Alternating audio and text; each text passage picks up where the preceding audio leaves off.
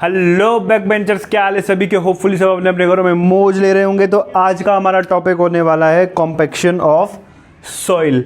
तो देखो पीडीएफ में पढ़ लिया बहुत, अब सीधा पढ़ेंगे अपन बोर्ड पे, क्योंकि पीडीएफ में अब क्या है मज़ा नहीं आने वाला है।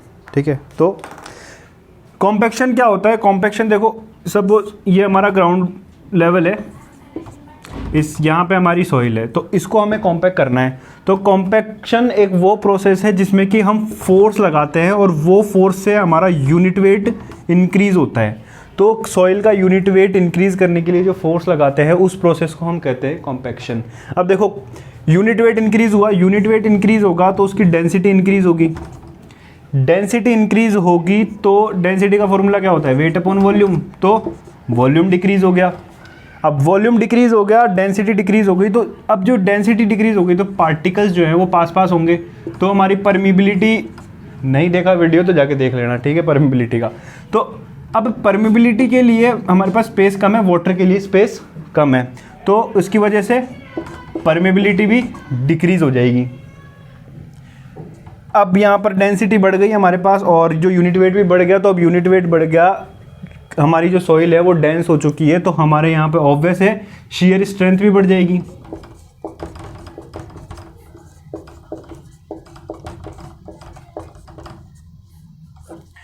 तो ये थे हमारे फैक्टर्स रिलेटेड टू कॉम्पैक्शन।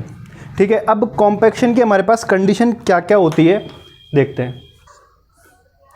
तो कंडीशंस में सबसे पहली हमारे पास आती है कि हमारी जो कॉम्पैक्शन के लिए हम जो भी सॉइल लेते हैं वो होती है ड्राई सॉइल।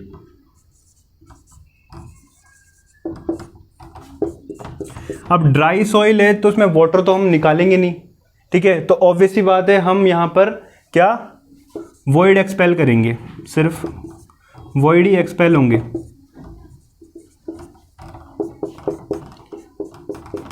कॉम्पैक्शन एक इंस्टेंट प्रोसेस है, इंस्टेंट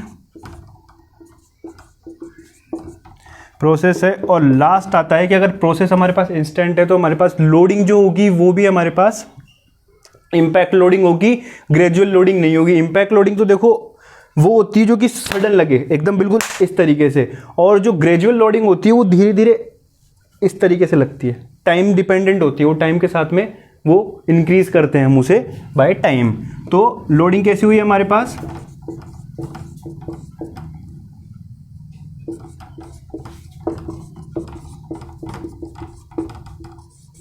इंपैक्ट लोडिंग हो गई।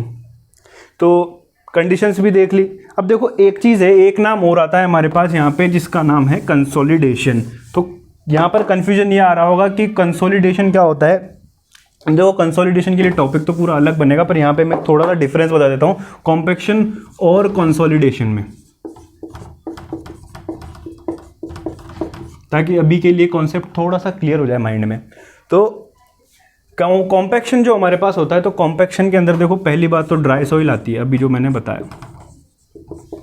कंसोलिडेशन में हमारे पास जो सॉइल आती है वो फुल्ली सैचुरेटेड या partially saturated, but soil saturated होती है। ये इंस्टेंट प्रोसेस होता है और ये टाइम डिपेंडेंट होता है। मतलब कि टाइम के साथ साथ, अब इसमें टाइम डिपेंडेंट होगा तो इसमें तो कौन सी लोडिंग आ गई, इंपैक्ट लोडिंग आ गई, और इसमें कौन सी लोडिंग आ जाएगी, ग्रेजुअल लोडिंग आ जाएगी।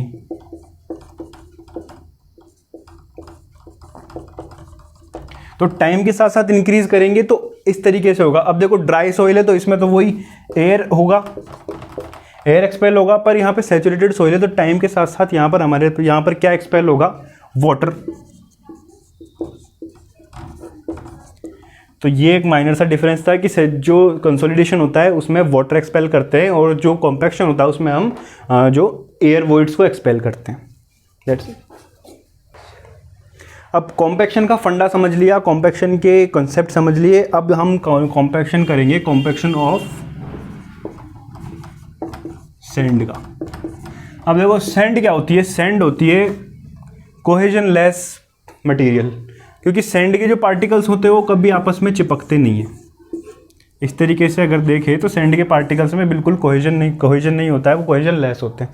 तो कोहेजन लेस सॉइल का सैंड का जो कॉम्पैक्शन है वो किस तरीके से करेंगे, ये देखो इसमें अगर हम वाटर कंटेंट इंक्रीज करेंगे, चलो छोड़ो,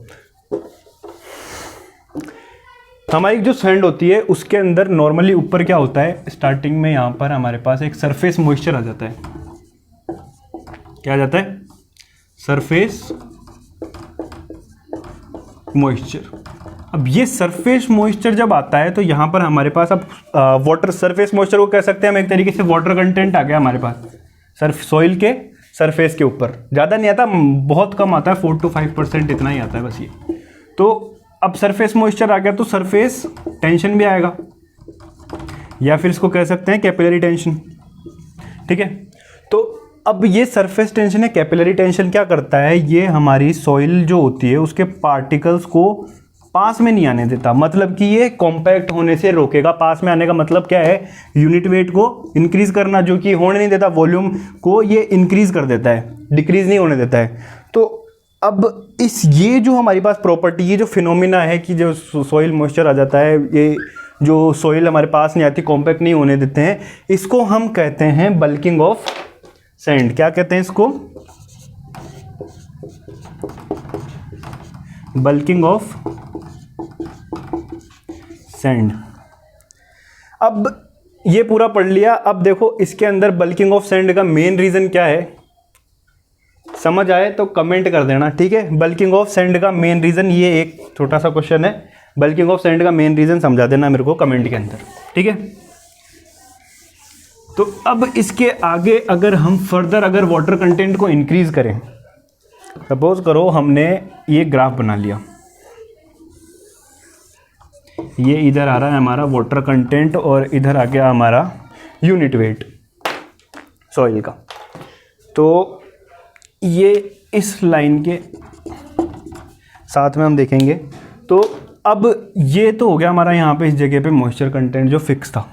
अब अगर यहाँ से हम वाटर कंटेंट को इंक्रीज करते हैं तो ऑब्वियस है वो क्रिटिकल जो कैपिलरी टेंशन था वो इंक्रीज होगा, तो हमारा यूनिट वेट डिक्रीज होगा। पर जब इसको इस जगह पर आने के बाद में ये जो कंडीशन आ जाती है, इसके बाद में अगर हम इसे बढ़ाएंगे आगे, फर्दर हम इंक्रीज करेंगे वाटर कंटेंट का, हमारा जो परसेंटेज है उसको हम इंक्रीज करेंगे, तो ये यूनिट वेट को इंक्रीज करने लगता है। ये यूनिट वेट को इंक्रीज करने लगता है क्योंकि ये जो पोजीशन आती है ना यहाँ पे, इस जगह पर जो कैपिलरी टेंशन है वो खत्म हो जाता है। इस जगह पर कैपिलरी टेंशन का एक्शन बिल्कुल ख़त्म हो जाता है। तो इस जगह पर हमारे पास ये आ गई कौन सी, कैपिलरी एक्शन ख़त्म होने की कंडीशन।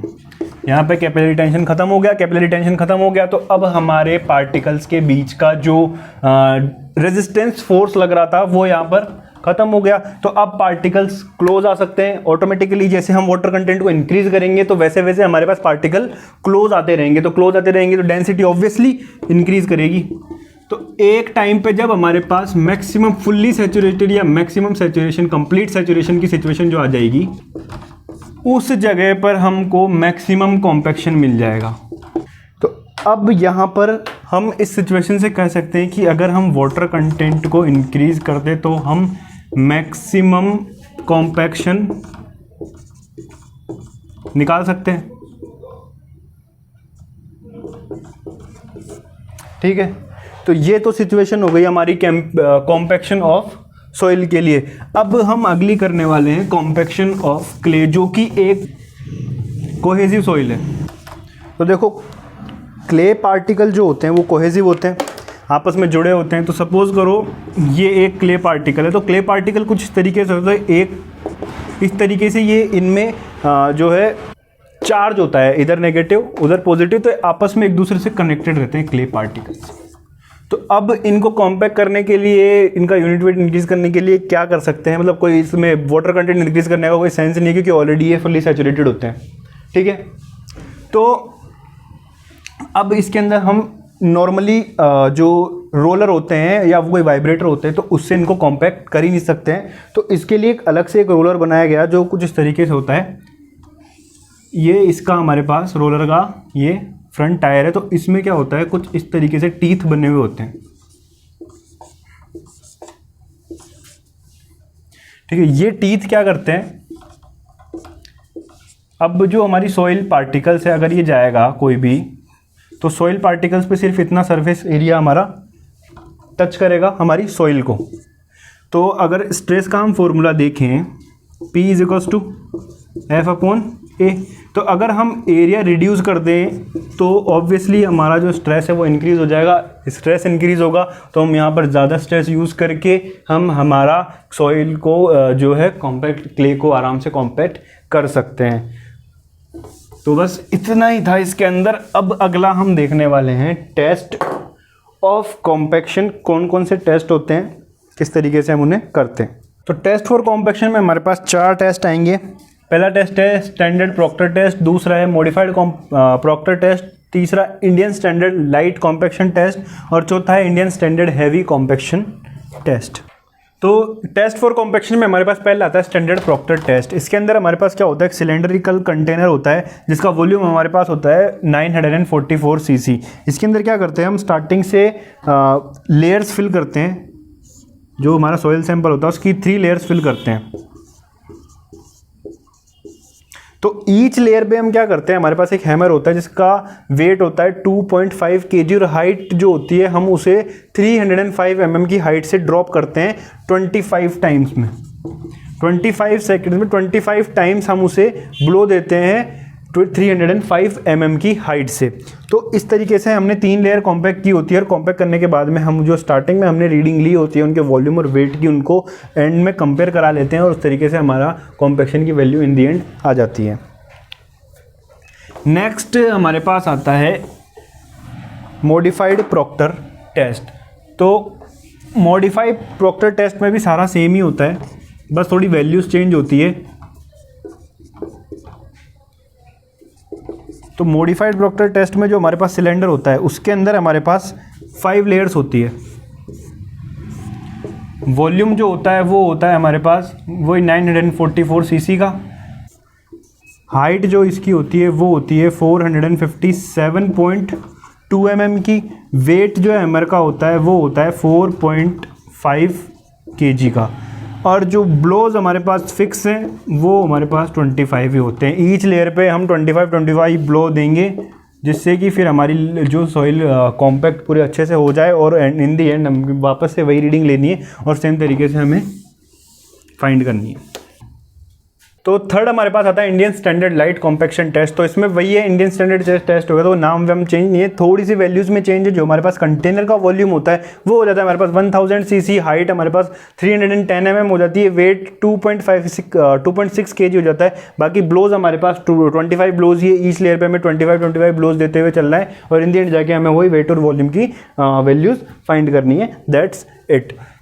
अब लास्ट हमारे पास आ जाता है Indian standard heavy compaction test. अब इसके अंदर वही 5 लेयर्स होती है और वॉल्यूम जो होता है 1000 cc, हाइट हमारी जो हैमर की जो ड्रॉप करने की हाइट 450 mm हो जाएगी। वेट हैमर का है हमारे पास 4.9 kg और ब्लोज जो देंगे हम 25 ब्लोज देने वाले हैं ईच लेयर पर। और इन दी एंड हमें वापस से वेट और वॉल्यूम की वैल्यूज निकाल के हमें डिफ्रेंशिएट करके कॉम्पैक्शन की वैल्यू फाइंड करनी है। तो इस तरीके से हमारे चारों जो कॉम्पैक्शन के टेस्ट हैं वो सॉइल पर कंप्लीट होते हैं। नेक्स्ट हम देखने वाले हैं कि कौन सा कुछ टाइप्स ऑफ रोलर्स हैं जो कि कौन कौन सी सॉइल के लिए कौन कौन सा रोलर काम लिया जाता है। तो इन दी एंड हमारे पास कॉम्पैक्शन इक्विपमेंट्स, कुछ कॉम्पैक्शन इक्विपमेंट्स आते हैं जिसमें पहला हमारे पास आता है शीप फुट रोलर जो कि फाइन ग्रेन सॉइल के लिए यूज़ होता है। जो कि मतलब क्ले, हमारे पास जो फाइन ग्रेन सॉइल होती है वो क्ले होती है, तो शीप फुट रोलर सिर्फ क्ले के लिए यूज़ होता है। दूसरा जो आता है टेम्पिंग रोलर, तो tamping roller all type of soil के लिए यूज़ होता है except sand and soft clay. तीसरा आता है वाइब्रेशन रोलर्स जो कि जिसका वाइब्रेशन काफ़ी हाई होता है, सैंड टाइप की सॉइल्स के लिए यूज़ होता है। चौथा आता है स्मूथ रोलर्स जो कि ग्रैनुलर सॉइल होता है, चाहे से ग्रैनुलर हो, फाइन ग्रेन हो, कोर्स ग्रेन हो, हर टाइप के लिए यूज़ होता है। न्यूमेटिक टायर्ड रोलर्स, ये भी कोर्स और फाइन ग्रेन सॉइल के लिए है यूज़ होता है। Thank you for watching this video, friends. If you like the video, give it a thumbs up, and if you are new to our channel, don't forget to subscribe and hit the bell icon for more videos. You can also follow us on Instagram. Link is in the description. Thank you. Keep learning, keep supporting. Bye bye.